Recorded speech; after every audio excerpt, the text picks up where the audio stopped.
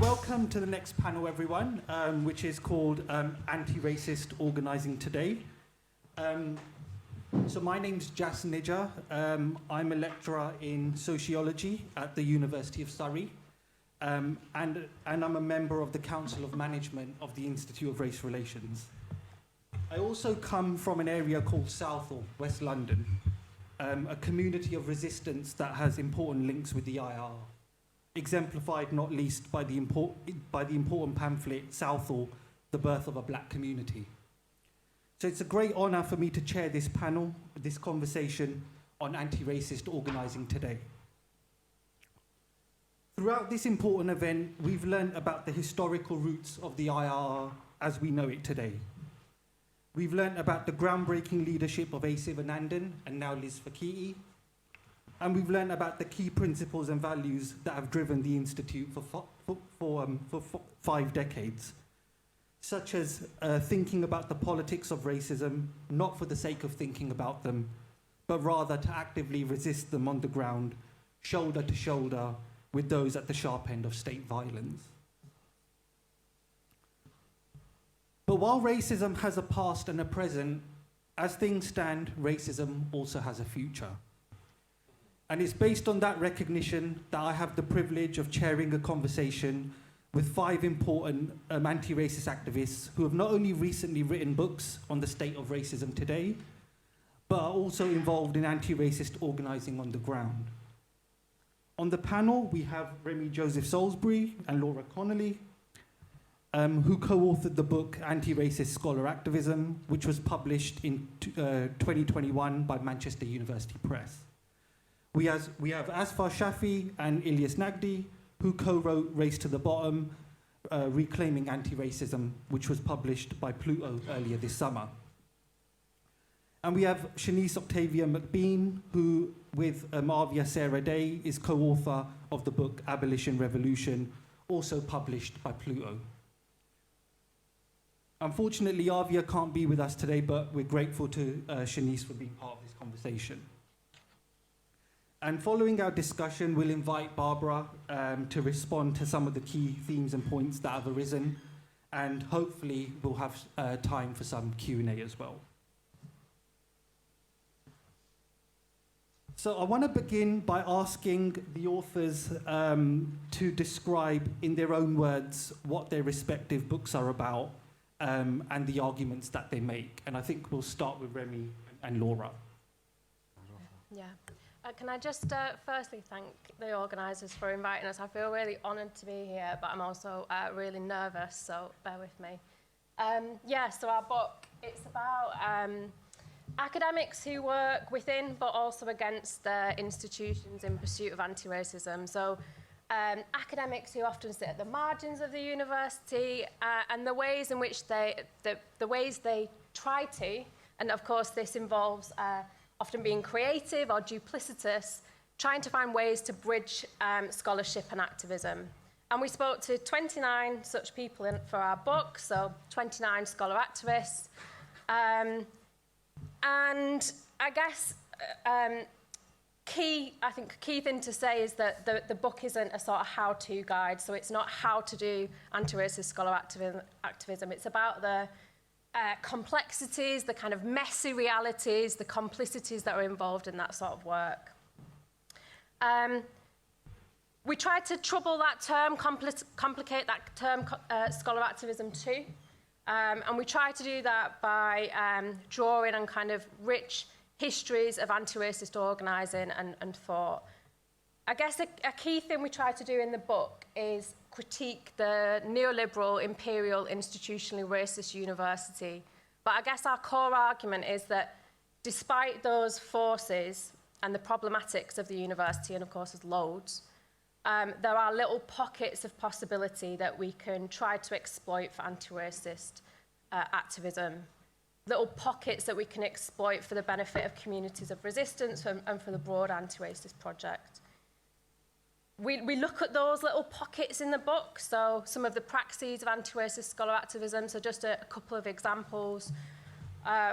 One of the chapters are kind of the foundation really to the book, explores how we can work in service to communities of resistance. And of course, Sivanandan's work is absolutely central there. So we use that to think about how, as scholar activists, we need to make sure that our work is accountable to communities of resistance, it's useful, and it's accessible. Another idea we try to sort of take forward in the book is the idea of reparative theft. So the idea that we can steal resources from the university, that we should be stealing those resources and redirecting them into our communities. And that we might need to be creative in how we do that. And we draw on Hani and Moulton's work there to try and think about how we can be in the university but not of the university, how we can go in and abuse the university's hospitality. And we say that theft, stealing resources from the university, is morally justifiable given that the university's wealth is ill-gotten anyway. And then I think hopefully what we try to thread through the book is the idea that, of course, by being a part of that system, we are propping up that system. And so we need to think about how we can use our complicity in a constructive way. Yeah, thank you. So again, just a huge thank you from us for having us here today and for the organisers for putting this conference together. So Race to the Bottom, Reclaiming Anti-Racism, is a book which notes the parallel history to the story of the rise of Thatcherism and neoliberalism, and shows that by containing Black Power and the potentially insurgent threat it represented, the Thatcher government was able to clear the way for the rest of its attack on the British left. The book charts the rise and fall of Britain's Black Power era, illustrating how the response to the 1981 uprisings redefined the political terrain of Black and Asian organising, excised its radical Third Worldist internationalism, and drew organisers into a containment strategy, freezing them within state multiculturalism, where the goals of socialist transformation and dismantling racist state apparatus gave way to the better management of racism, and where mass movement building gave way to lobbying for technical fixes by the market and state agencies.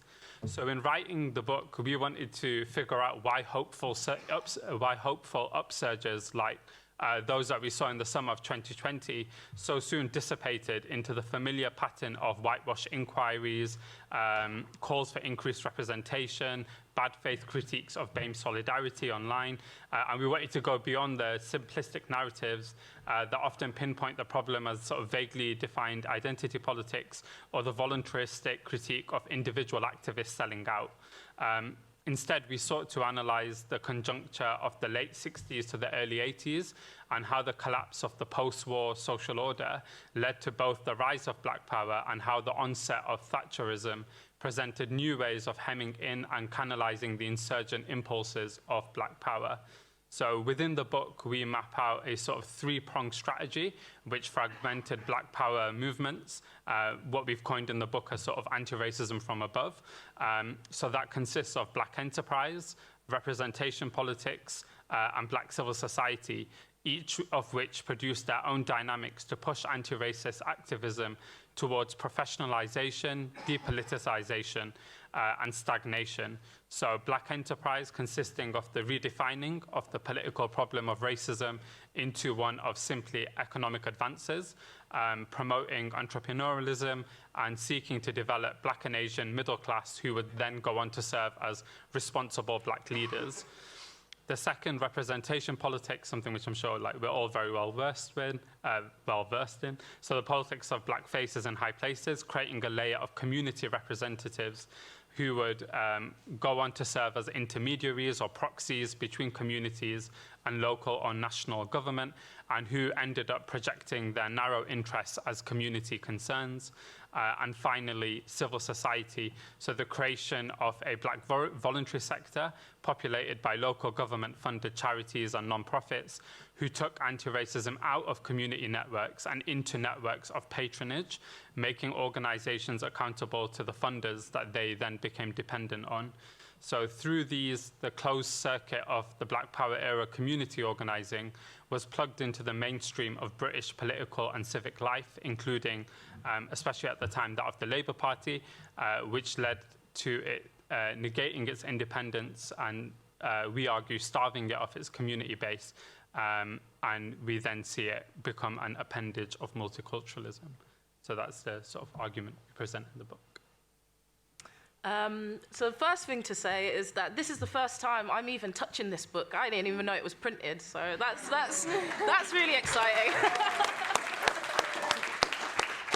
And the second thing to say is, don't want anyone thinking that Avia's ill or anything. She's living her best life in Guatemala and has left me with the book tour. So I just wanted to clarify that. But to talk about the actual book, so Abolition Revolution does two things.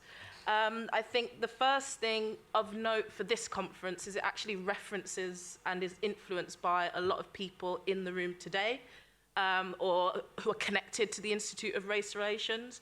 So in particular, we quote Adam Elliott Cooper. Jazz, we actually quote you as well.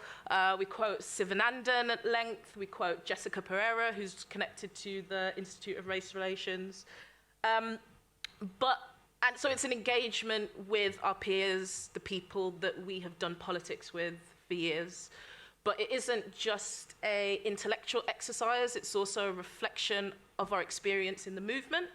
Adam Elliott Cooper's book begins with a story about one of the most pivotal moments of the Black Lives Matter movement in the UK, which is the Westfield protest in 2014. And we were there. We were both, Avia and I were both there. And our juncture into the book, I suppose, is 2021, the death of Sarah Everard, the rise of the Kill the Bill movement, and a little bit before that as well, so 2020, the Black Lives Matter movement. And it's our reflections, I guess, a tentative proposal on what things that we might do alongside proposals that people on this panel are making about the way forward for abolition in the UK. But I think the second thing that the book does is, people like Claudia Jones or the Black Panther Party, or the Combahee River Collective even, these figures of the Black radical tradition are often disconnected from the fact that they were anti-imperialist, communists, and revolutionaries, often very strongly connected to a materialist Marxist tradition. And I think that, these people are often name-dropped in conversation for the authority that their names bring to a conversation, but detached from their actual political roots as revolutionaries. So what we try to do... So what we try to do in Abolition Revolution is to make sense of abolition in the context of a fight for revolution. And we mean revolution not in this romantic sense of revolution where, the revolution that's confused about whether it's a revolution in the boardroom or the barricades. Our revolution is a proletarian, a working class revolution, an anti-capitalist, an anti-imperialist revolution.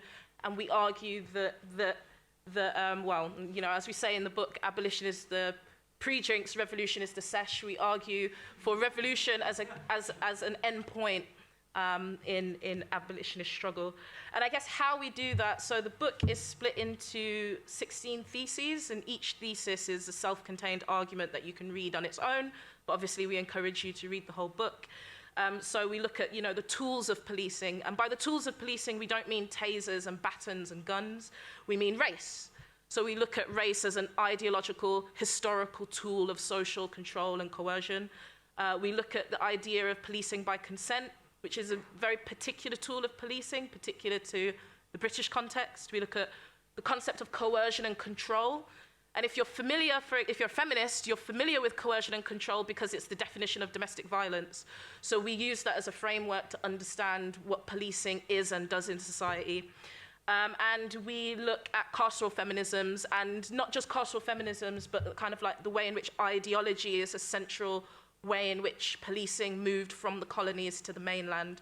So it was less, although still, physical violence, and its transition to ideological violence, but we'll cover a lot of that more in the talk.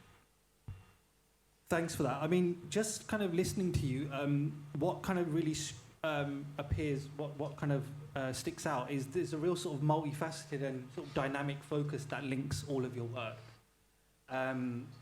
you're discussing higher education and the university, state racism and neoliberalism, abolition, revolution. And I think that speaks to the widespread influence of the Institute and its ideas.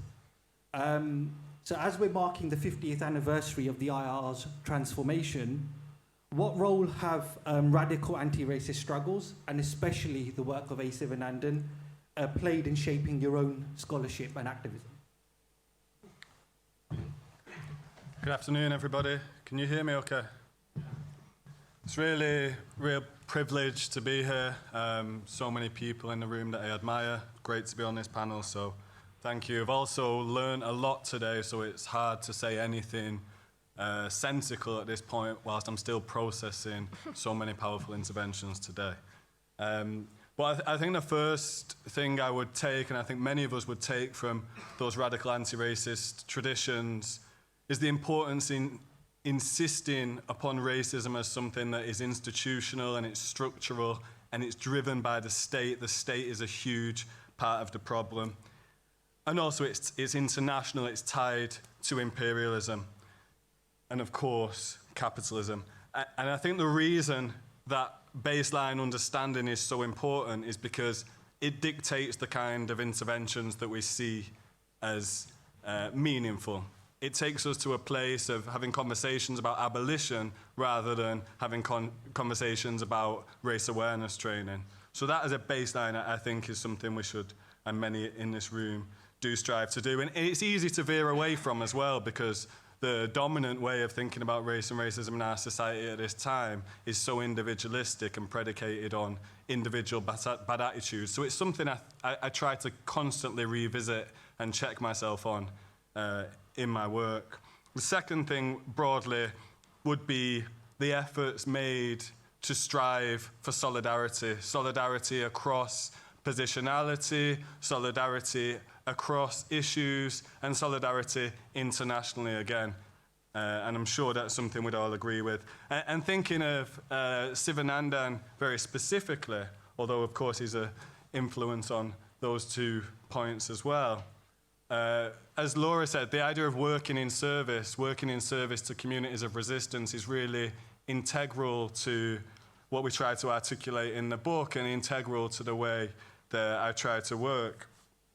And it has particular resonance when we think about working in higher education. It has particular resonance in a range of places, including the overhaul of the Institute of Race Relations. But in higher education, it places us immediately in an antagonistic relationship with our employer. If we're working in service to communities of resistance and we recognise the harm that the university has caused and continues to cause, then we are there in an antagonistic relationship.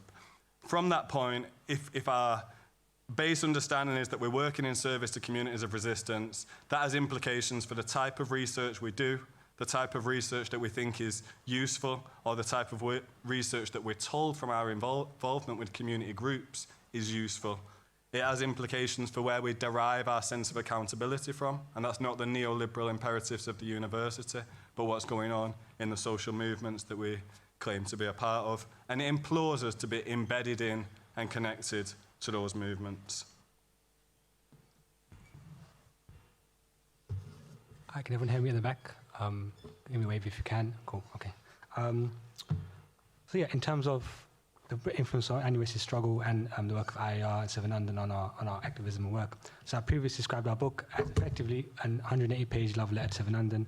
It's deeply influenced by the work of the IAR, and sort of, I think the main way the influence came about was how, through our own activism, organising the university and then at national level, it was encountering the limitations of our own work, of our own analysis, and realizing, given that me and Ilyas came up through a period where like the political frameworks du jour were, privileged politics, macro-Christian politics, so on and so forth, very quickly encountering the limitations that these pose on activism, pose in the forms of organising that we could take, and how do we overcome that? And I think as recovering the work of IAR and Sivanandan through some of the classics named today, I think for me particularly it was All That Most Into Air Solid. That was really the first major one, which I guess changed my understanding, and race, class, and the state, black experience in Britain.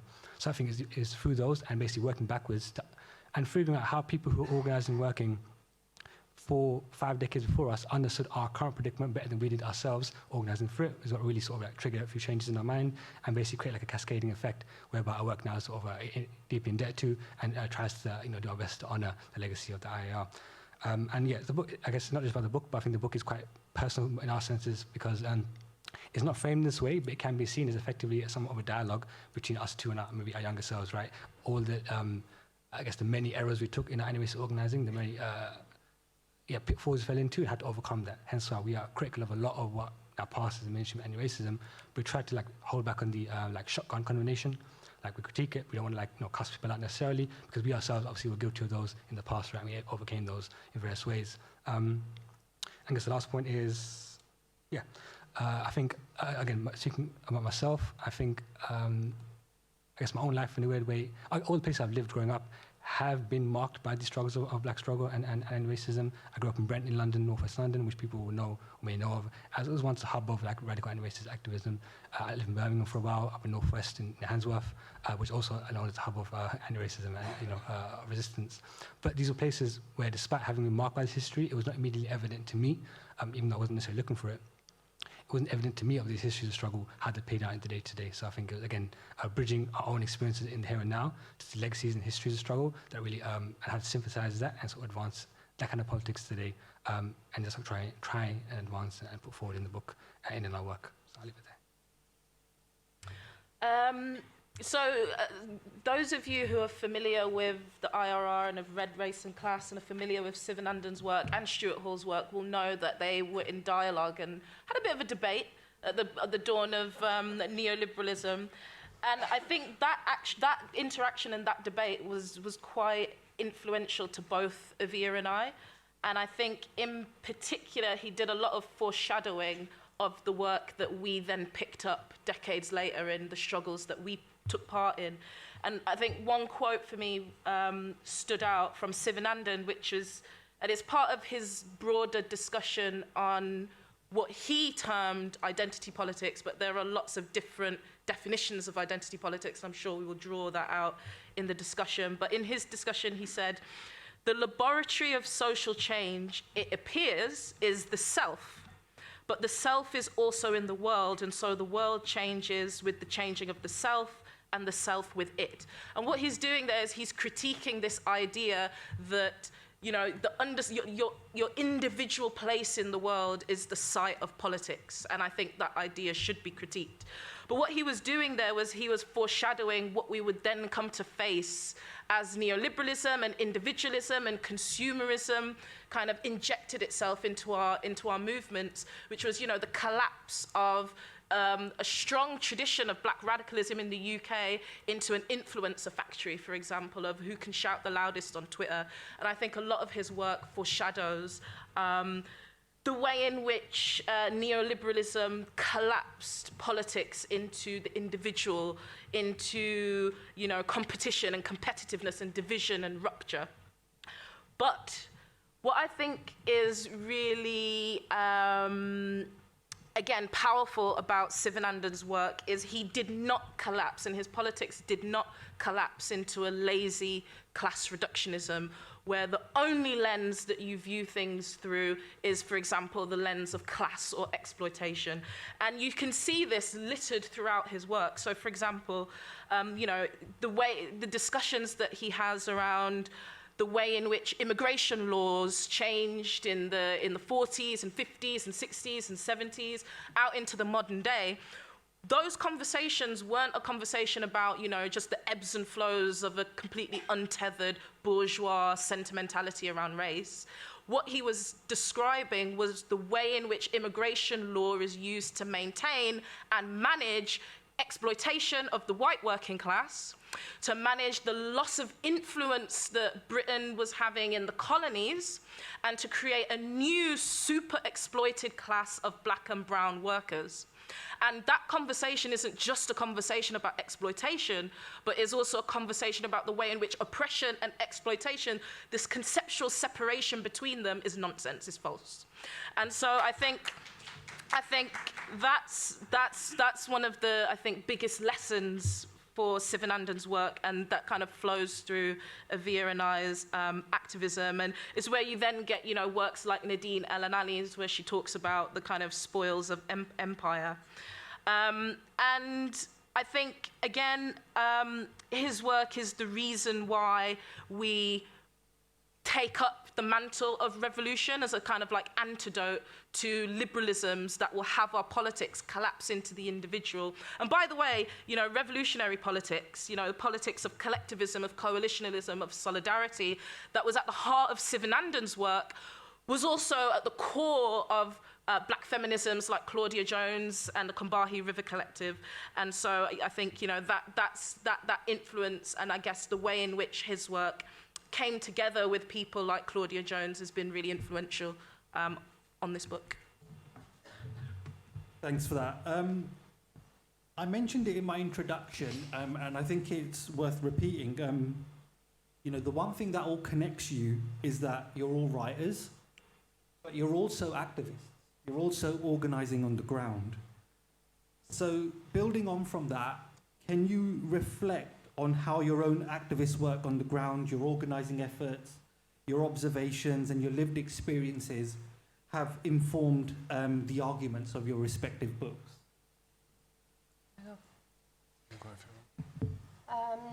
Yeah, I mean, I guess the whole idea for our book came through our organising. So several years ago, we were doing PhDs at the time, organising outside of academia, anti-racist organising, and then inside academia feeling like there was a huge disconnect between higher education and real world issues. And I guess we were really frustrated that we didn't feel able to bridge that gap very well either.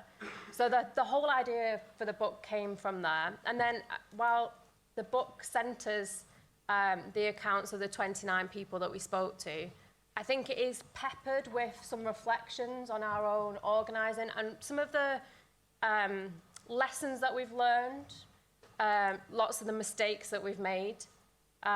So just to give one example, it's in the chapter that Remy was talking about before, working in service to communities of resistance. So thinking through how we can try to ensure that our work is directed by the community groups, the grassroots organisations that we're a part of, how we can remain accountable to those communities of resistance.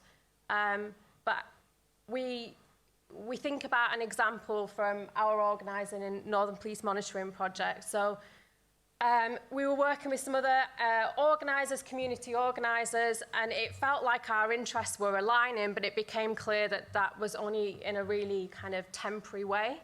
And that some of the others that we were working with were only really interested in racial equity to the extent that young white people were being arrested and punished to the same extent as young black people. And obviously that rubbed up against MPMP's abolitionist principles. And so we used that example to think through how it's really important that our desire to work in service to community groups, we need to make sure that that doesn't blunt our criticality. And so we talk in the book about how it might be useful then to think about orienting ourselves towards working in service to the sort of broader, radical anti-racist project. And of course, by doing that, we will work critically in service to communities of resistance, but that our orientation, our anchor is always to that broader project rather than groups specifically, and that is where we can kind of find the greatest level of criticality. So yeah, I don't know if you've got anything to add. Just briefly, I think one thing we try to reflect in the book, something that I learned quite quickly, is that what movements often need from academics is not us coming in with our academic knowledge and theory and imposing that on the groups, which is not, I don't want that to be mistaken for me saying that activist groups aren't engaged in theory. Of course they are. It's just that perhaps that doesn't always need to come from outside, from the academy. What might be needed in some cases is support with something like photocopying or stacking the chairs at the end of a meeting or being there on the phone or a shoulder to cry on. And others have spoken about this for a long time, Becky Clark and Patrick Williams. for example. So I think that's a really important point we try to insist on, that this isn't about positioning academics as part of the vanguard, but just thinking about what we can do with the relative privileges we have through our access to and affiliation with the academy, which, you know, when we reach the revolution, it might no longer exist. It might be, and quite likely will be, something targeted with our politics of abolition. But in the meantime, can we use the resources it has to advance our journey towards that goal? Yeah, I just want to sort of quickly run through like a couple of the observations that sort of inform some of the arguments that we're making in the book. So the first is sort of looking back at the last decade, and this has been mentioned by speakers throughout today as well, and seeing how we've noticed that in Britain, and especially within anti-racist organising, the location of the site of struggle increasingly became fixed on the individual. Which we saw as thwarting priorities and weakening the potential for any radical action. And on this, we continue to return to a quote from Ruth Wilson Gilmore in a conversation with Paul Gilroy, which is on the Sarah Parker Remond Centre website, where she talks about the importance of understanding and breaking down the particularities of struggles in order to reinvigorate the notion of the universal. And for us, that was like a key theme to bring back, that the ever-continuing fragmentation of movements was not just a sort of natural phenomenon, but talking about how the conditions were created for the fragmentation of movements and communities to become a thing. And in that vein as well, as Far mentioned before, that we didn't sort of go down like a sort of shotgun approach of like naming people who we thought sold out in the 80s or whatever, because we think that's quite a simplistic narrative as well. What we try and do within the book in terms of, we try and analyze the conditions that leads to the moments where individuals can become co-opted by local government, by national government, within civic society spaces, and what those conditions that enable the rise of that sort of actor look like. And finally, in terms of observations, one of the things that we do especially is like go back to 1981 as like a flashpoint year, in particular looking at the uprisings that took place across the country. And we go back to some of the foundational literature of that year as recorded so well in Race and Class, and in particular. And from the Race and Class archives, we find, for example, where they quote the Brixton Defence Campaign, which writes in response to the call for evidence to the Scarman inquiry, which is the inquiry set up by the government after the Brixton uprisings that year, and also the Hitney inquiry in Manchester and Moss Side, which is commissioned after the uprisings in Moss Side that year as well, as part of the 1981 uprisings. And in the Hitney inquiry, and I'm sure Gus John will correct me if I word this wrong, but the wording from the Community Action Group sort of states that they refuse to engage with the Hitney inquiry because it is clear that that whitewash inquiry aims to reconcile the people of Moss Side to a form of racist policing that remains fundamentally unchanged. And those key lessons from that time and the literature from that time still resonate so well today that 40 years on, we see the same tactics deployed by the state in the aftermath of the 2020 uprisings. We see the same tactics of, in the heat of the uprisings in summer 2020, there were more newspaper articles dedicated to what terms should be used to classify racialized people, as opposed to what does abolition mean in Britain, or why are people calling for defunding the police. There were more articles around the need for increased statistics, despite that being all they've basically done for 40 years.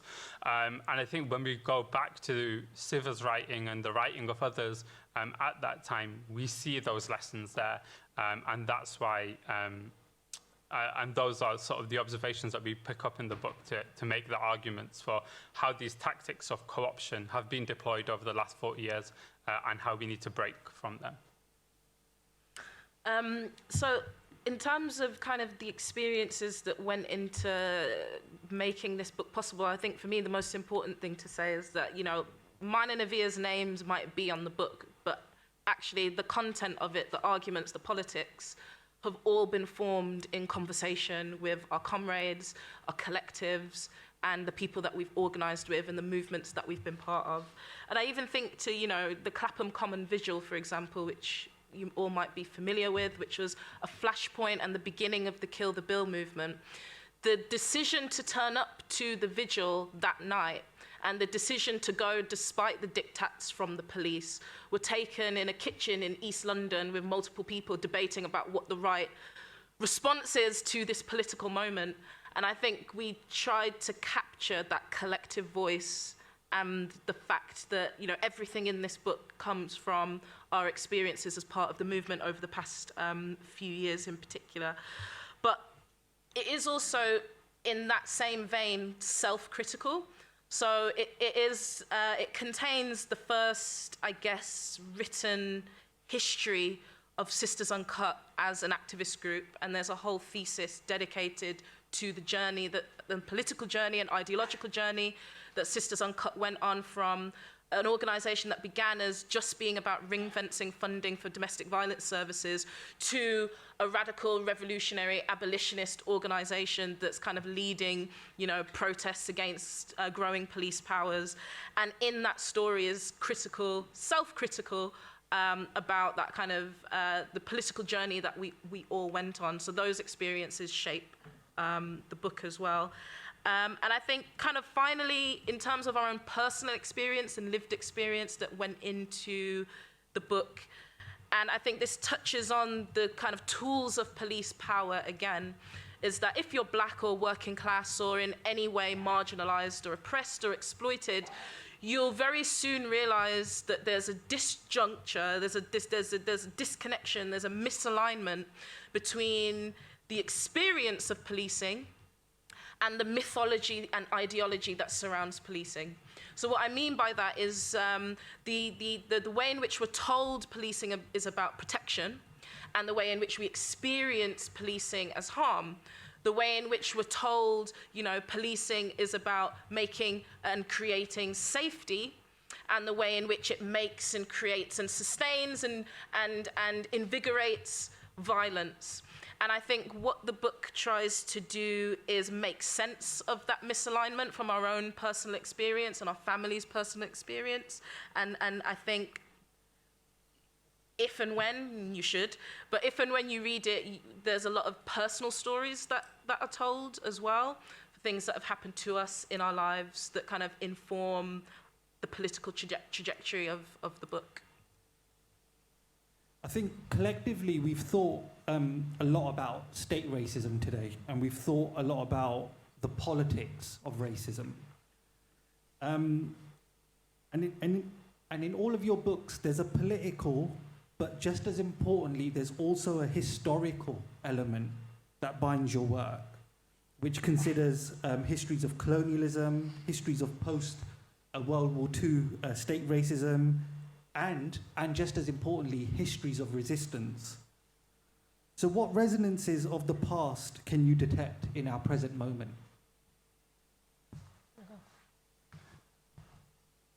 I guess there's a few things that come to mind, and I imagine this list could be a long one, but just a few points. The first thing that comes to mind is crisis and what happens when a crisis emerges. And perhaps we're in a perpetual or constant state of crisis or crises. But if we think of those that we face at the moment, the economic or cost of living crisis, the environmental crisis, the crisis in policing,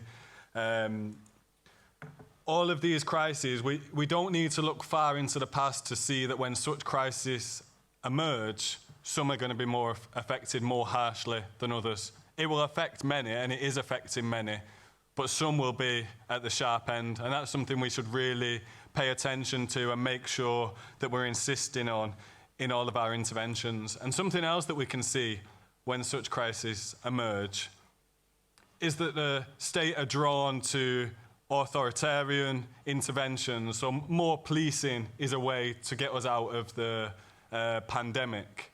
And that is something that has been resisted in the past and something that we should look to resist again. Quite an obvious, a disclaimer that I recently read Asfar and Ilyas's book, so a lot of my thinking is influenced by having read their work recently, so I hope I'm not taking their ideas. But looking to history, we can see that this battle over the concepts, the definition of institutional racism, the way we understand racism has played out before, and we're seeing it play out again. So we had the Black Lives Matter mobilizations that insisted that we see racism as something that is institutional and structural. And we see the state's response. The state's response, the premeditated, incredibly calculated Sewell report that was only ever going to come out and deny the existence of institutional racism. So we're seeing this play out, and what we should take from it, it's not random or a coincidence. It tells us that this understanding racism in this way is vitally important. It's a concern for the state. It's a concern for the Conservative government. That's why there's an all-out attack on this concept. So it should encourage us to revisit it and insist on it, as IRR and many in this room have done for so long. And the last one that I'll just say briefly, because I suspect others might pick it up, but we're also seeing the emergence of the race managers, the race equality panels that put up on a pedestal people who will speak on behalf of the communities, and that is can be very destabilizing for mass movements.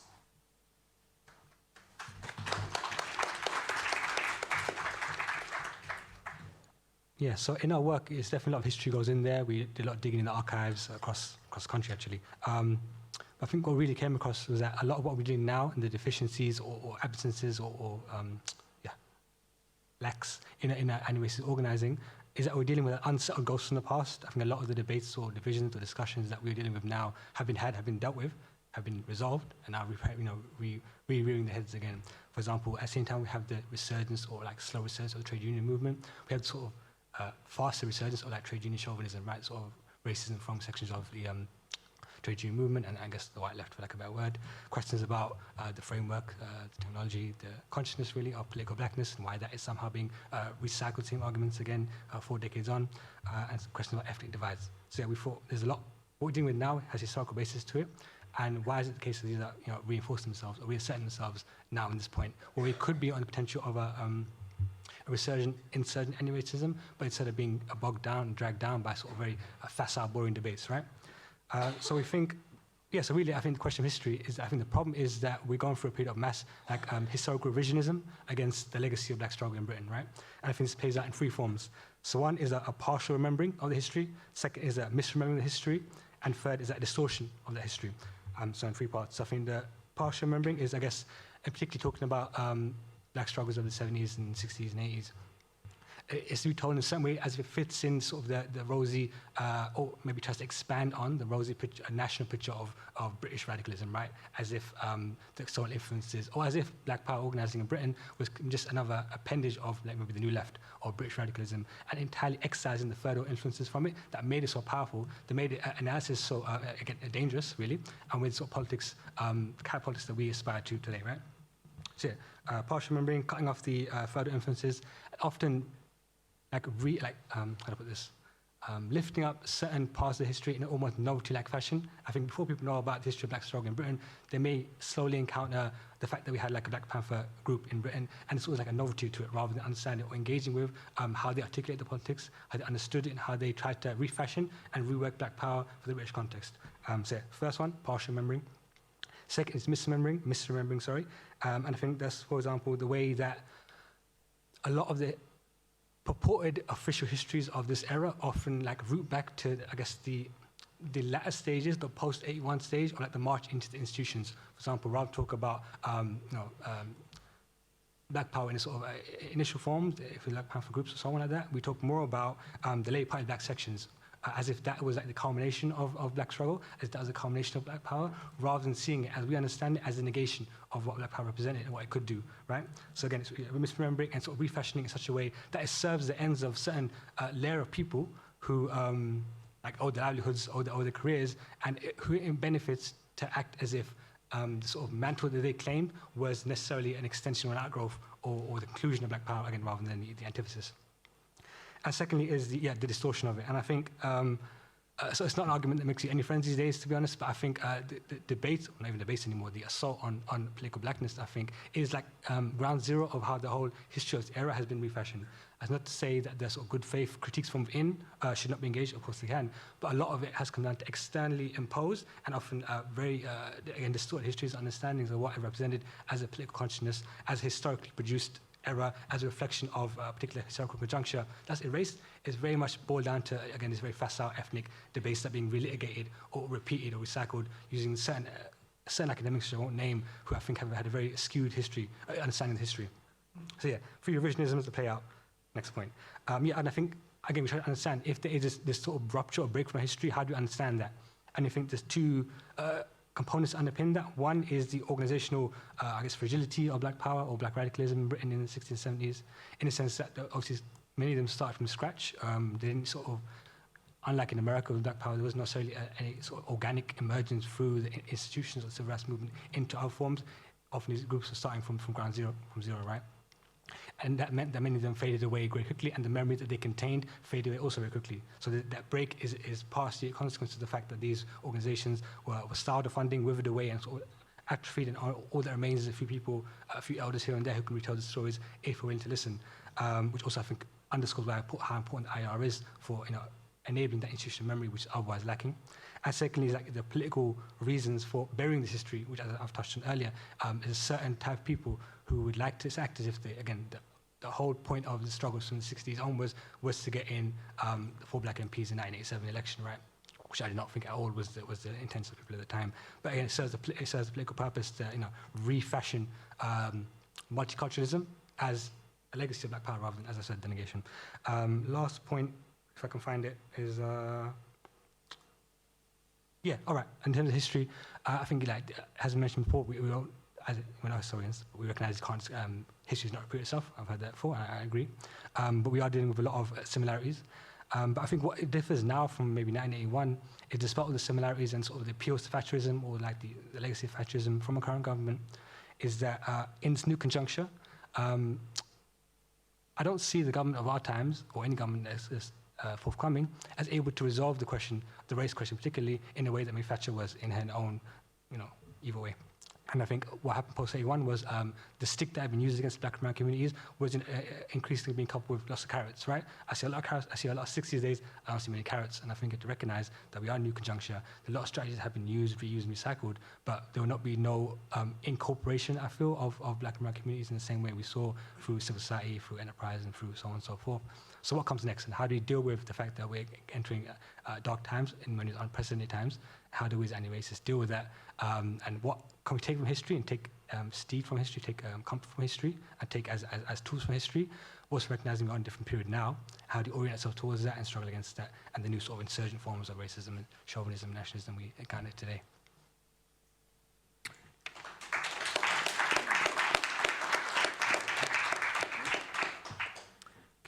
So in Abolition Revolution, part 2 is called The Roots of Empire, the History of Criminalization. And we go fairly far back in trying to understand the historical roots of policing and criminalization, coercion and control, and how we got to where we are today. And I think one of the reflections that we have in the book is that policing isn't actually an institution. The institution is part of what policing is, but policing is actually the way in which the ruling class respond to challenges of maintaining class and capitalist society generally, and crisis that Remy was talking about in particular.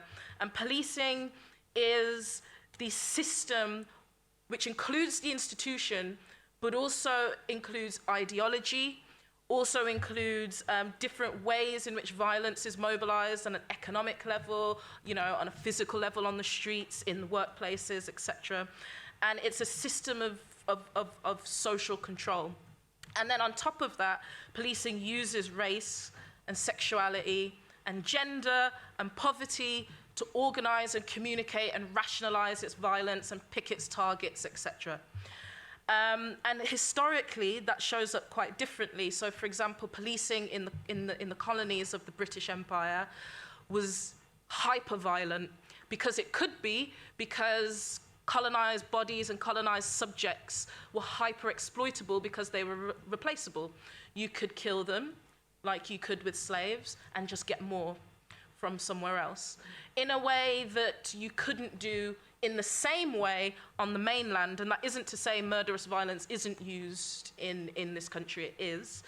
But if you look at that particular period, the early decades of the 1800s, when the Metropolitan Police, the first state-funded police force in the world, was founded, there's a very particular context that is really quite telling, and that is of, you know, the rise of the industrial working class, who are organized in cities and factories and workplaces in ways that happened after land was stolen from the peasantry, in ways that meant they could organize things like strikes and mass demonstrations and direct action and sabotage.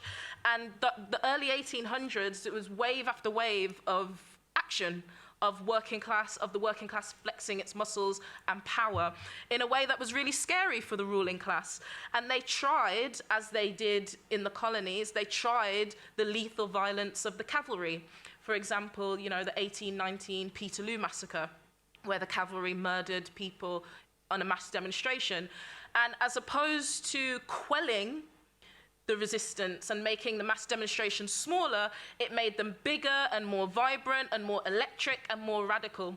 And so on the mainland, contrary to the colonies where they could just kill en masse and subdue struggle through mass murder, you couldn't get away with that in the same way on the mainland. Now, of course, that doesn't mean that police murder doesn't happen. Chris Carver, you know, most recent example of police killings, and we know that black people experience disproportionately murderous police violence. And race, in fact, rationalizes that violence and legitimizes it and opens the possibility for different types of violence for people who are not racialized. That is true, but it still was the case that at this period, you couldn't always turn to murderous violence. And so what they did was they shifted policing into the ideological institution that we now understand to be the police, and this is when the police was formed in 1829, that uses concept of policing by consent, which is basically the ideology that the police use to convince you and I that they need to exist and that they sometimes need to use force in order to make society safe. And I think, you know, the way in which that history resonates today is the fact that policing came out of the need to coerce and control and manage the working class. And that's the fundamentals of it. And then what you get on top of that is the use of race and gender and sexuality and poverty to organize who experiences the most violence, and who experiences the most violence, surprise, surprise, are also the people who are hyper and super exploited as part of members of the working class. And so, you know, as we think about policing today, you can see that resonance, you can see that the reflection of that history. It's no surprise that we're getting the Police Crime Sentencing and Courts Act, one of the most draconian policing bills, certainly in my memory and possibly in the memory of lots of people in this room, you know, criminalizing one-person protests, increasing the use of suspicionless stop and search. Who's that going to affect? Black and brown people. You're getting that, and the public order bill that's soon going to become an act that's going to bring back some of the defeats that the Tories faced last year as a result of the Kill the Bill movement. They're bringing back in the public order bill. And it's no surprise that we're getting that at the same time that we're seeing one of the worst economic crises, again, in living memory, that has tracked its way from austerity to the cost of living crisis. And I think the lesson here is that there is no separation between class struggle and the movement of the working class, and anti-carceral politics and anti-racist politics and the movement of black and brown people, both, you know, in this country and globally. And the separation between these two is false. You know, the war against trade unions, for example, making it harder to fight back in your workplaces, making it harder to use working class power to redistribute resources in the workplace, happens in parallel with needing to increase police powers because you're constantly disenfranchising people, making their attempts to fight back more and more desperate. So that's why this is the period of direct action, right? As we're becoming more and more disenfranchised, we're using more and more vibrant, in some ways desperate measures to have our voices heard. And it's no surprise that these two things are happening at the same time. So the idea that, you know, trade union struggle and the struggles that emerged out of the murder of Sarah Everard and Chris Carver are separate, nonsense, false separation.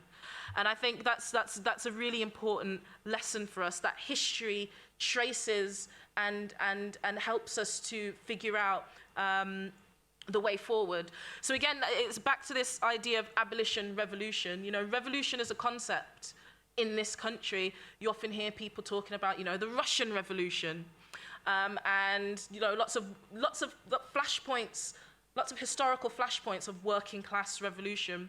And we wanted to connect that to actually the black radical tradition, because these two things can't exist without each other. There is no liberation without both the liberation of the working class and the movement of the working class happening together with the movement against racism, against carcerality, against police and prisons and borders.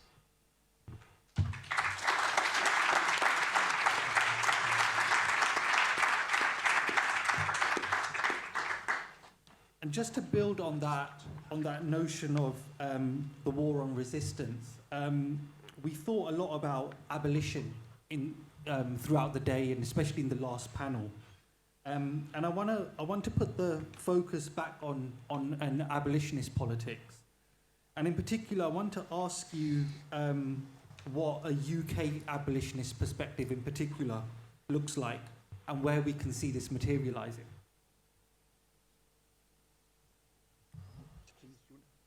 Me? Oh, sure. Okay, so defund the police was an incredible moment, because what it did was it raised the question that what the resources that we give to police are not normal. In fact, policing isn't normal, and that there are alternatives. So, you know, as Barbara Ransby said earlier, abolition it has a definition, but actually abolition is very much about what we want to build, both in terms of our personal relationships and society more generally. And I think defund the police was an incredible moment for making those alternatives and that vision possible globally. But defund the police doesn't work in the UK context, because we've just had over a decade of austerity where the police have been defunded. And we have not, as a result, seen the violence of policing reduce. In fact, we've seen the opposite. And we've seen, I would argue, you know, a sharpening of police violence that we experience on the streets, on picket lines, in the workplaces, etc.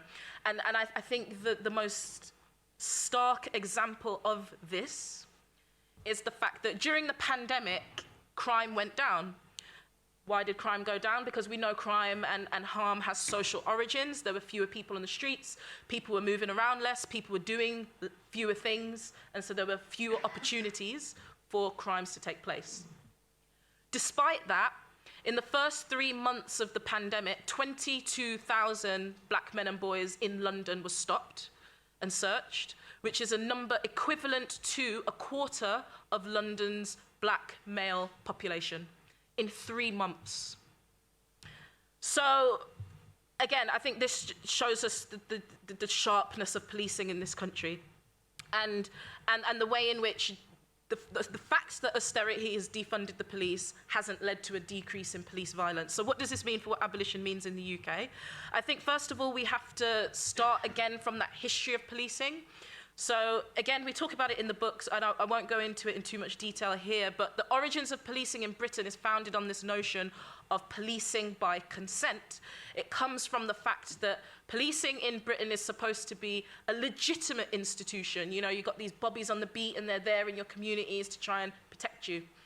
And Robert Peel had his Peelian principles of policing by consent and what they meant, and includes things like, you know, police are meant to come from the community. They're meant to reflect the community. They're meant to be accountable to the community. And all of this is about legitimizing police power. And I think that's one of our angles of attack in the UK when it comes to abolitionist politics, is taking this concept of policing by consent and withdrawing the consent that we give to policing in this country. So what could this look like? It means interrupting the processes that the police use to legitimize their own power. So it means controversial things like, you know, we had the Macpherson report, but on reflection, we're looking back, in hindsight, we know all that report did was legitimize the functioning of policing by saying, hey, look, we're going to make these reforms and we're going to make these changes. And we're going to make it more equal and we're going to recruit more black officers. Have we seen a reduction in black deaths, in black bodies in graves, though? Have we seen a reduction in black and brown people being stopped on the streets? No, we have not. So I think we need to start problematizing this idea that the next thing that we need is another report, because we've had them now and they don't work. Even more controversially is when someone dies in police custody. The first thing that activists, or sorry, I said dies in police custody, is murdered by police or by the state. And the first thing that lawyers or activists of a particular tradition do is to try and get that family to pursue at length legal processes that we have been through hundreds of times and that we know never lead to justice.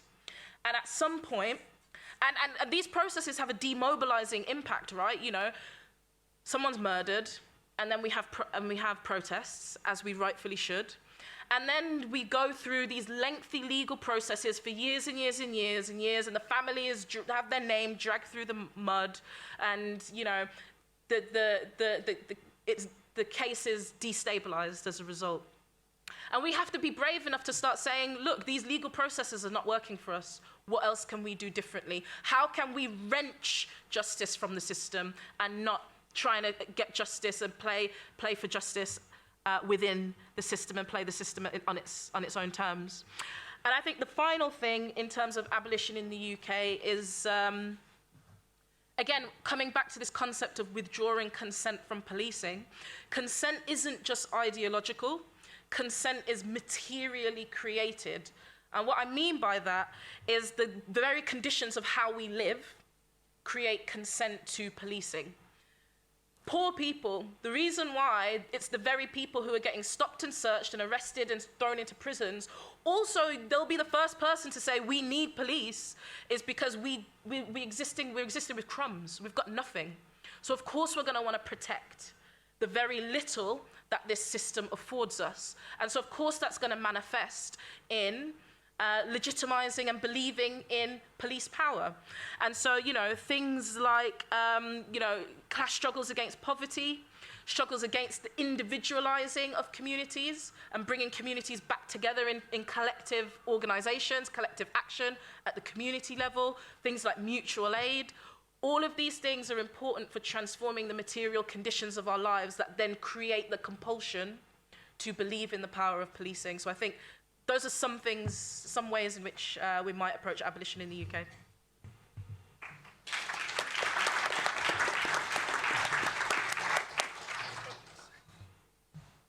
Yes, I just wanted to quickly touch on one point around sort of like a UK abolitionist perspective. So as the summer 2020 demonstrations were taking place, we saw in the US the 8 Can't Wait movement in response to the 8 sort of reformist proposals that were being advanced So there were calls for, like, for example, for police officers to wear body cameras, et cetera, and then in the wake of that, abolitionists created 8 Can't Wait. So 8 abolitionist, non-reformist reforms, which were put forward in order to weaken police powers and sort of pave the way. And one of those, I believe it was under the category Safer Communities, was around community surveillance.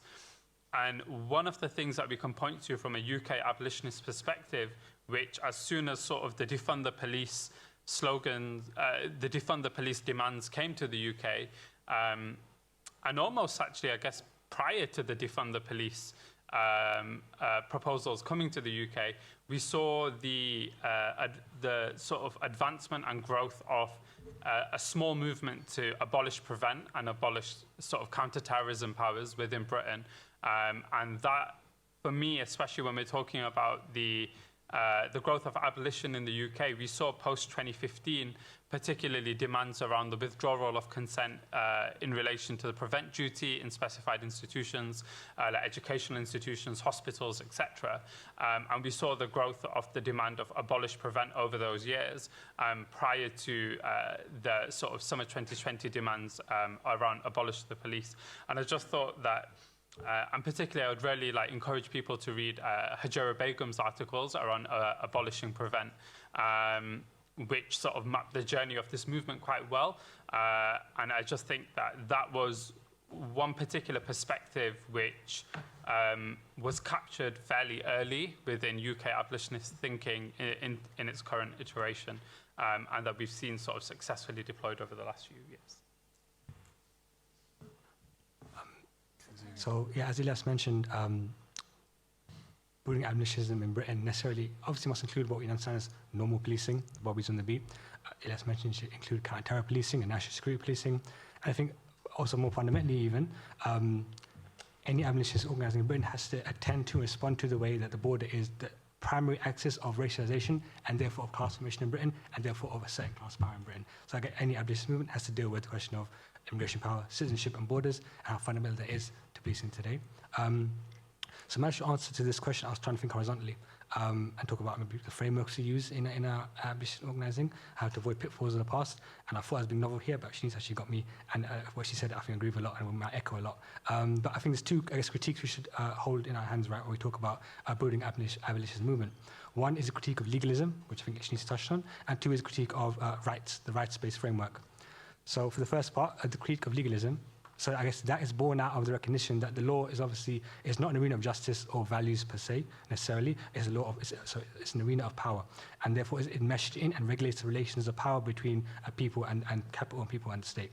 So that's not to say that because we recognize this legalism as being a lot more politicized than it intends to be, we should ignore the law or ignore the legal sphere.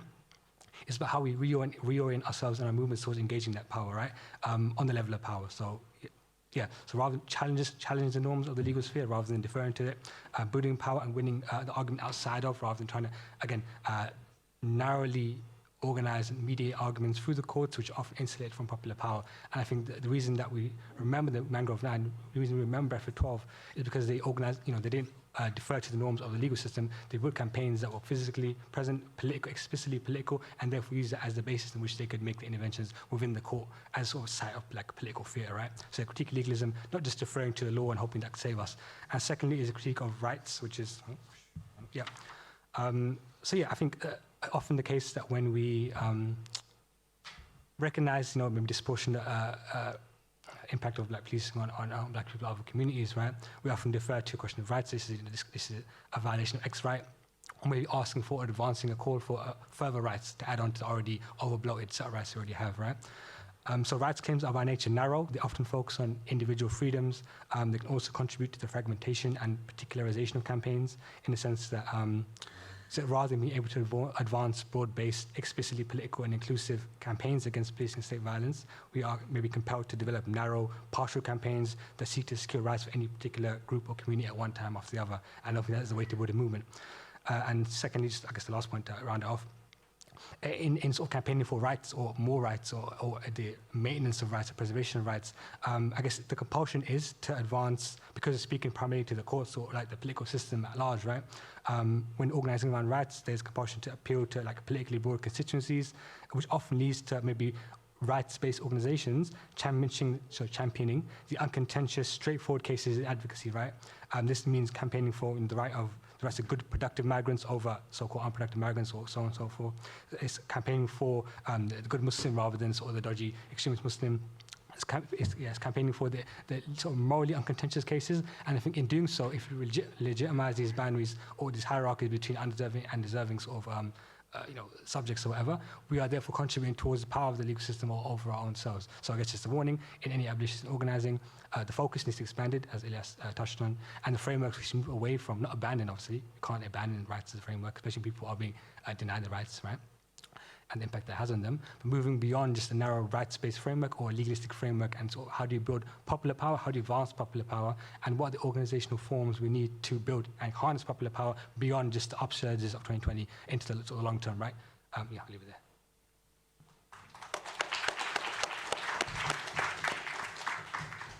Do you want to go? So I think the point about austerity in the UK context is really important, but I also think defund the police has some utility in this context. And I'm thinking, for an example, specifically thinking about the money that's been made available to put more police in schools. And that's come through a tax, I think it was the precept tax. That's come from a tax increase to put more police in schools. So in that context, I think defunding the police, not having that tax increase, makes some sense. I think we could more broadly talk about rolling back the power of the police. We might be using defund the police as a shorthand to get to a conversation about rolling back the power of the police, but as a way towards conversations about abolition, to thinking about non-reformist or abolitionist reforms, for me, there's still, notwithstanding Shanice's important point, there's still some utility in defund the police. And I know we're tight on time, so the only other thing on this I wanted to say is that although there is a lot of specificity to this context that we have to understand, there's also an awful lot of connection and similarity that was discussed a little bit, or quite a lot in the last panel. But I'm thinking about some of the work we've been doing, again, around no police in schools, connected with activists in the US and Canada. And what we learn from that is a lot of the oppressive tendencies we're fighting against are similar, and a lot of the interventions that can be effective are also similar and connected. Okay, so on that note, in terms of the abolitionist perspective in the UK, I want to invite Barbara to offer some thoughts on the future of anti-racism, and in terms of important questions such as building global solidarity, the role of abolitionism, and so forth. So yeah, it'd be good to hear from Barbara in terms of what you think about some of the things that we've discussed over the last hour and a half or so. Right. So I won't take up too much time. First of all, thank you for this panel. Wonderful, rich, powerful. I learned a lot. And, Lizzie said early, I called her Lizzie when she was 25. Liz Fekete said earlier, one of the things that Siva reminded us of is the need to think anew and to not fall into the old tracks. And sometimes we get in the habit of quoting, our ancestors, and all power and respect to them. But it's really this generation of activists and thinkers who have heavy lifting to do to figure out 21st century racial capitalism and strategies going forward. And the books and the authors on this panel are doing just that. And I really appreciate it. I hear two themes running through, is how do we wrestle in the 21st century with the old reform versus revolution dilemma? What is a non-reformist reform? What does that look like? And what are the various circuits of co-optation that we have to contend with and anticipate, right? So the first book, very close to my heart. A lot of my life has been in academia and with one foot out, always with the locus of my intellectual development and my political and intellectual home being outside of the academy, just for sanity and honesty and accountability reasons. And IRR was an important, I think Siva was the first person not in my close circle who took me seriously as a Black feminist intellectual, right? And we disagreed on issues of gender justice sometimes too. But finding those homes outside the academy, I think, is important. but I also appreciate, this kind of interrogation of the university that pretends to be neutral, that pretends to be innocent, pretends to be a lot of things that it's not, and the violence of even notions of meritocracy, where we're trained to rank and pick young people. These are the winners, these are the losers of sort of middle class goodies that are all increasingly shrinking. So to be aware of that, and to also acknowledge reservoirs of knowledge production outside, in addition to our political homes outside. So my colleague Devarian Baldwin has a new book too about all the damage that universities do to communities in terms of gentrification, displacement, all that. So all these kinds of things you're inviting us into, and I think two groups that I work with. One is the Portal Project, which is bringing together artists, activists, and scholars very much in IR tradition to talk about abolition, climate justice, and economic democracy. The other is Scholars for Social Justice, which is kind of a space outside of the formal space of the university, very deliberately so, and to mobilize academics in service to movements unapologetically. And so I appreciated all the comments and the humility that you invite us to embrace. Race to the bottom, I think about ways in the U.S. in particular, like the three ways that the movements, the radical movements and radical individuals of the 60s and 70s were kind of absorbed and contained. One was in the university. Many people became academics and, did radical work, and those of us who have, are outsiders within try to continue to, maintain our radical commitments despite our day jobs. But the other one is the Democratic Party and going into electoral politics and accepting all the parameters and limits and constraints of that. And the third is the essential NGOization of a lot of community-based organizations, the dependency on a nonprofit industrial complex. And I think your work, cautions us about that kind of co-optation. And then, and highlighting also the distinction between representation and redistribution, which is the big twist and sellout of that particular industry. And then, Shanice, thank you so much for your work. I didn't know I ordered the book and I didn't know it was. I'll take it home with me, but I looked at Derica's copy, which she got earlier. But I think what I was trying to say in the earlier panel and what I try to say around abolition.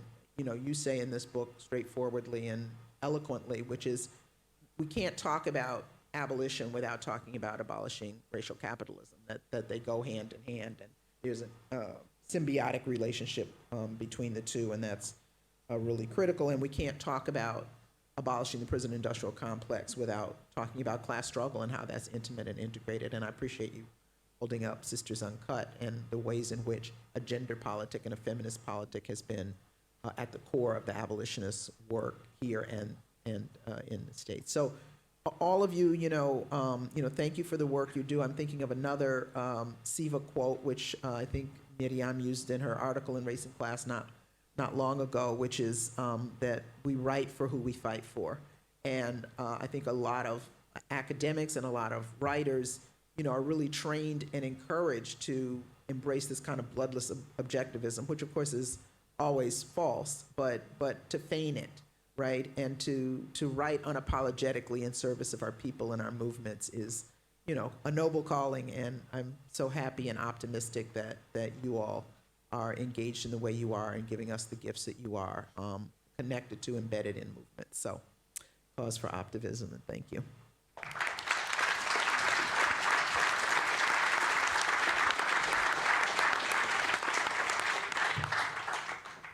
I think we've got time for one round of questions, right? So I think I'll take 3 questions, and then and we can sort of take it from there.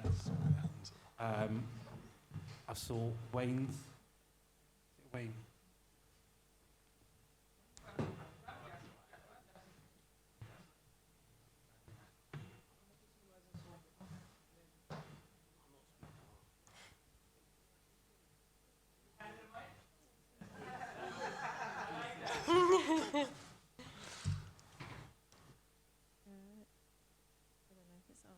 Does it just, cool. All right, well, yeah, thank you all very much. All such food for thought, and I thought I'd maybe be tired at this point in the day, but this has really invigorated me, so thank you. I have a question, it may be a bit of a departure, and I don't know how much maybe all your work specifically focuses on, but in the previous conversation with Derek and Barbara, something that was kind of asked was about reproductive justice, and I was thinking within that if, you know, kind of talk about family abolition would kind of come up within that conversation, and to kind of recenter maybe some, like, I suppose, systems of patriarchy. I was wondering if any of you had anything to say about family abolition in the wider sphere of abolition, and also family abolition within anti-racist, anti-imperialist action and organising, especially considering, you know, the family can often be a primary site of a lot of the violences that you've all outlined, and also can be a kind of measure, I suppose, in the sense of with bordering, you know, when people are trying to resist border violence, institutions like marriage and childbearing are then kind of used as a measure of their kind of suitability, if you know what I mean. It might not make any sense, but yeah, if anyone had anything to say about family abolition.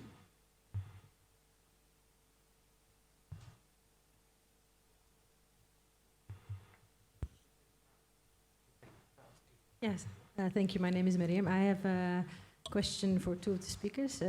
First, Shanice, it's such a pleasure to hear you talk again, and it made me miss my time in activism when we were sharing all these activist spaces, and it's just such a different energy, isn't it? I really am so grateful for your explicit rejection of the false binary, and I think some of the issues around police violence and sexual assault also in the last few years have really challenged the whole sort of oppression Olympics rationale around which kind of victims should be getting protest and which aren't. And I think that's so powerful, because that, in my opinion, is what also feminism is about and what racial capitalism is about, to link those two. Have you had any discussions about this in the movement? I'm sure that part of the reflections you're talking about also for Sisters Uncut also sort of have also reflections on the different emphasis put on what are real causes, which trumps the other cause, etc. Maybe you can shed a light with us. Of course, we're going to read the book and get the book, but if you could shed some light on that dilemma as well, that would be great. And the question on academia is so, so important. I really personally feel that anti-racism and academia is a relationship of kind of like, I call it academic cannibalism. Really, in the academic sphere, I think race and racism has become a very fundamental area of research funding and career promotions, decolonizing the curriculum, EDI.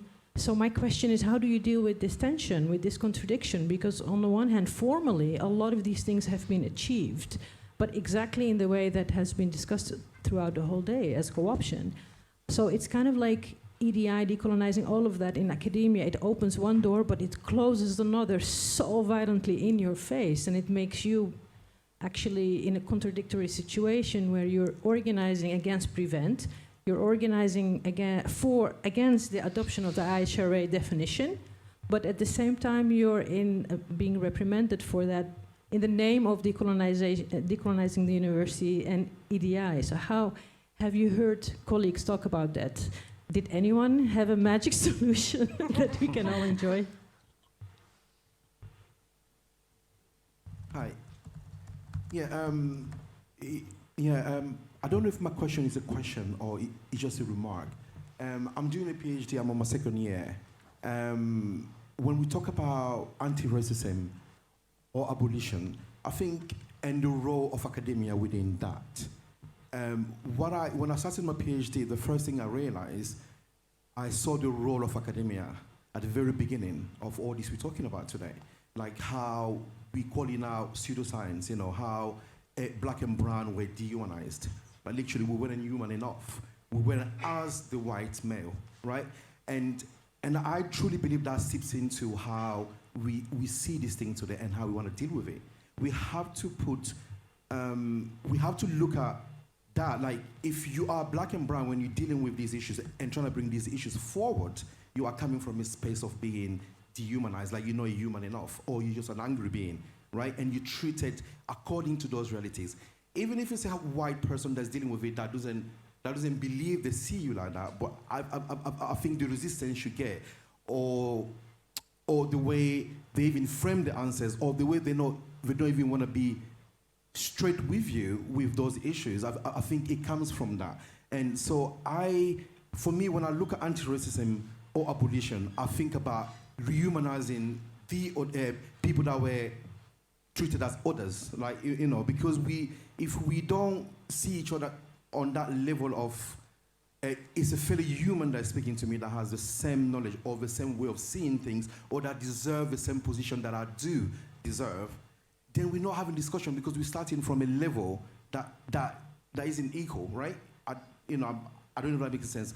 So I don't know if I was looking to hear the word rehumanizing others, as in black and brown bodies, which for me is the foundation of all this, because it started from that. We dehumanized them so we could control them, we could put ourselves on this pedestal, and that still seeps into the society today.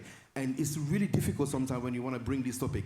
Even on my PhD, every time I bring anti-racism or decolonizing the curriculum, right, the reaction you get, you know, I wonder, is it because you get that reaction because it's coming from me? If your fellow white person was speaking to you about that, will you have the same reaction?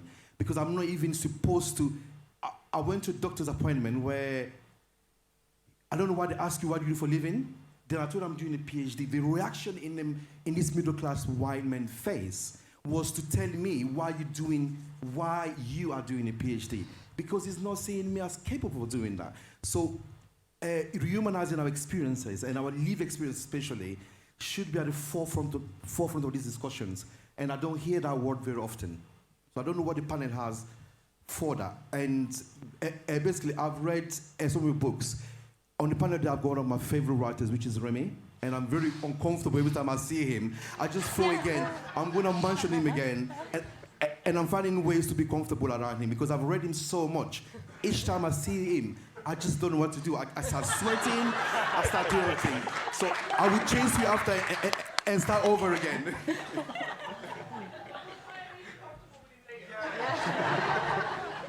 I'll pay you later. But I think a lot of people are probably thinking, who's this guy at the front? And you're saying this, and it's like really out of kilter, but thank you very much. Are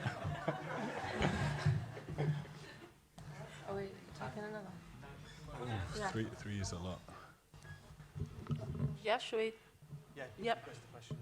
I wanted to tackle the question of reproductive justice because you're right, and I think actually when I talked about the policing as a mode of disciplining, one of the key ways in which discipline happens is in the family, and we have a thesis. So thesis 6 in the book talks about the kind of rise of industrial capitalism, and specifically the use of the family as a tool for disciplining women specifically, and enabling men to enact the tactics and tools that their bosses will use with them at work, and creating mini bosses in the home, and how that was enabled by police precisely to maintain broader social hierarchies.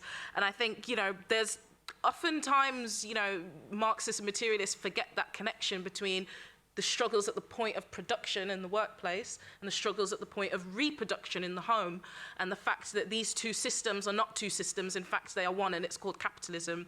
But it's important to analyze them both because of the kind of impact that kind of gender and sexual violence has. And yeah, so when it comes to the abolition of the family, completely on board. I think, though, we do need to be careful about kind of prefigurative politics that think that, you know, you can just kind of like set up a co-op and everything's going to be all right and you're going to be able to escape all of the messiness of what it means to live in a family under capitalism. But nevertheless, I think it's an important project. And then on the question that you raised, really, really vital one, and I think to illustrate it, I want to talk a little bit about Sarah Everard, and I'll be as brief as I possibly can. But what we tried to do at the Sarah Everard moment at Sisters Uncut was to take the particular the murder of Sarah Everard and generalize it to the universal, which is the way in which police violence infiltrates and impacts us all. We had to do that because there was a battle taking place where people were arguing for the parity of women in death. Why aren't black women, why don't dead black women get the same, attention in the media as Sarah Everard got when she was murdered? And what we were saying is, we don't want murdered black women and we don't want murdered women, period. And, and this, it was a really important point to make, and I was gonna touch on it and don't have the time, but the murder of Sarah Everard, just like the murder of Chris Carber and Mark Duggan and Sean Rigg, comes out of the violence of class society.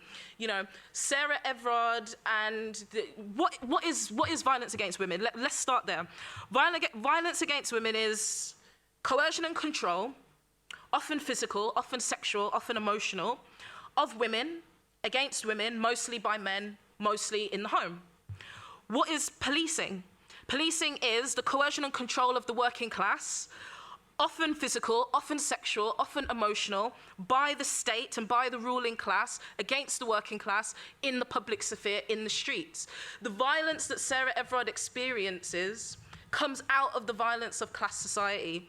And the police use race and gender and sexuality, as I said, to punch down, to maintain those social hierarchies. And so even though she was white and middle class and had the job that she had, her murder is relevant to all of our lives. And the fact of her murder makes the likelihood of ours more likely.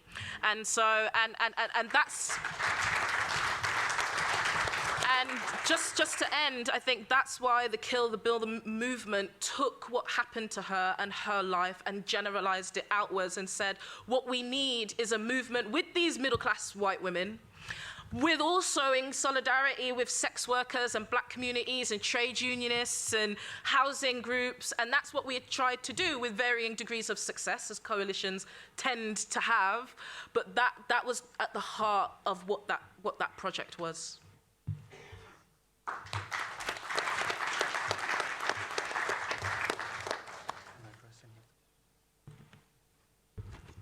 So I have a very quick response or a few comments. On the question about family abolition, I won't press enough to speak on that. But I would say, I guess my one suggestion is to look at the recent recent family law passed in Cuba after the outcome of a mass constitution. I think that is potentially a step, sort of way forward in terms of how we advance that as a politics. In terms of academia, so I'm very pleased to say I'm not an academic, and I think, for example, take one movement, a movement that I was quite invested in emotionally when it first came out, and I tried to impute many radical politics into, which maybe I don't think we had any basis of. When I hear the term decolonized education now, I shudder. My hands stand up on my legs and arms. My pupils dilate. I don't want to hear it no more. But I think, it's a general question of like, what do you do if you are in space academia? And I think ultimately, when I was in university, it was through organizing within, but in large part outside the university, that I guess I came into myself, my consciousness, my politics and myself, right?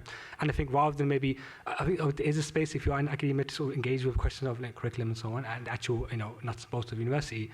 Maybe more important is that to connect the conversation we're having here, how do universities play a central role in sort of reproduction and sort of refreshing of forms of policing? We are at King's College University, which is probably the most securitized university in the country, if not Europe. It is down the road. We have the International Center for the Study of Radicalization, which has been like basically the sort of at the forefront of reproducing very repressive national security policies, trained and expanded on a large part of Muslim communities in Britain. How do we tackle that? You can't get into anywhere in this campus without going through security guards, security sort of barriers and so on.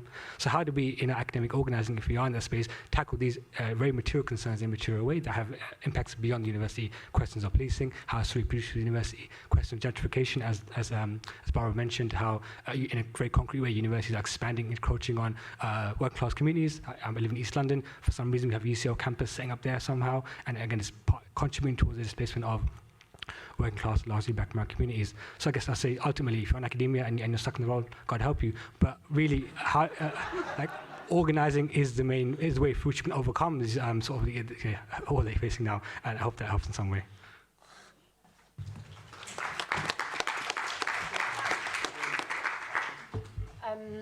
I will try and provide some kind of answer to your question. So I guess if anyone is reading our book looking for like answers, silver bullets, there isn't any in there. I think our book is about all of those contradictions. I think we reflect on, you mentioned EDI stuff, but I think we've seen the same contradictions emerge in relation to decolonize, and also I think, if we think about scholar activism, I think that we'll see similar ways in which that concept gets co-opted and taken up by our universities and diluted down. But I think the one thing that I would say, and this is by no means a silver bullet at all, is I think what we try to do in the book is try to encourage those who are committed to scholar activism to engage in a reflexivity, like a really meaningful, deep reflexivity. We draw on loads of black feminist scholarship in this respect. And I guess what we try to do with that is try to think through how we will always be like really complicit in the system, but we can use some of those complicities, some of the benefits that arise through our affiliations with institutional power for the benefit of anti-racism. So balancing out some of those kind of, some of the contradictions that come through our work inherently being part of the system, but that there are resources and such that we can steal to try to sort of partially mitigate or offset some of those contradictions. I don't know if you've got more to add. Just that we, towards the end of the book, say that we're not certain of our position in the academy. We're not certain that we'll be there in a few years. The last few weeks, I'm not certain I'll be there in a year. But I think that's, I say that partly flippantly, but I also think that's a generative position wherever we are, that we should be so aware of the possibility that we might be effective from somewhere else, that the contradictions are untenable. We should try to be in that position. Of course, we don't want that to become so destabilizing we don't do anything, but that kind of criticality and constant questioning is a virtue, I think. Yeah, like a politics of refusal, at some point we might have to recognize that that isn't the space that we're going to be useful from. And that I think hopefully what the book tries to do is say, look, there are these pockets of possibility, but at the same time, we need to be trying to radically overhaul the university and at the same time building alternatives outside of it, because we can't stay in that space forever.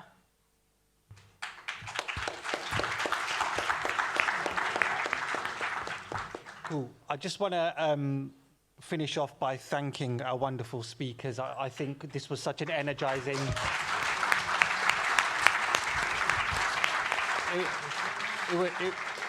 It was such an energizing and inspiring conversation, and I just want to thank everyone. And I think John's got a few final comments that he wants to share with everyone. So, yeah, I do. Thanks everyone for coming. I'd just like to give some thank yous, so you have to stay for literally 2 more minutes, okay? Otherwise, we're going to get thrown out anyway by security. But like I said, there's many of us and few of them, and most of them are Unison members, so they'll be with us. All right.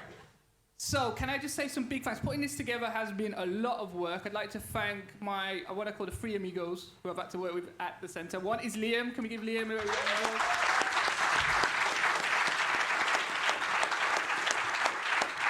The other is Anya.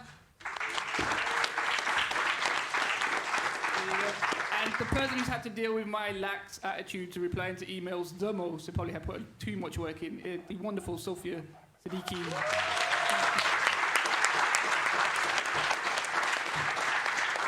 So we've got a couple of things we just want to talk about. Are you going to put these slides up?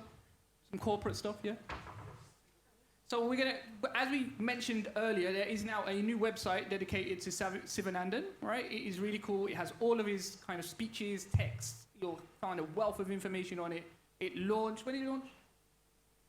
Today. It launched today. Hopefully it's still up tomorrow, right? But the demand might be high. Second slide. Can we do something? Oh, no? Yeah, okay, so you can donate. Anti-racism's great. It takes most emotional costs. It also takes material costs. If you'd like to donate to the Institute and keep it going, please visit there. Well, we still got card readers and stuff. We'll take your money anyway, anyhow. All right, I'll just say a couple of things to kind of draw this together, and then we can go, and we can still talk. We'll just probably get thrown out the building. All right, so does anyone know why October 15th is both the worst day and the best day in anti-racist struggle? No? Black Panthers formed this day? So today is October 15th, 1966 is the day of the founding of the Black Panther Party in the US and the 10-point Black program. October 15th, 1988, though, however, is where Burkina Faso's leader Thomas Sankara is murdered. Right? What I wanted to do is leave you with these 2 points so we could kind of go away, because how is it that we will narrate the new circuits of anti-racism? Well, I'm going to take 2 phrases. The first is, on that 10-point program, it's titled, what do we want, what do we believe in? And I think we've done that today. We want abolition, we want revolution, and we believe we're going to do it. All right? And the other thing that Thomas Sankara then sold us is that we should dare to invent the future, that we should be mad enough to think of alternatives. And I think that has really come out today, that we are a room full of mad people. So when you leave this place, please go to dare to invent the future. All right, thank you from the IRF, all our hearts. We love you.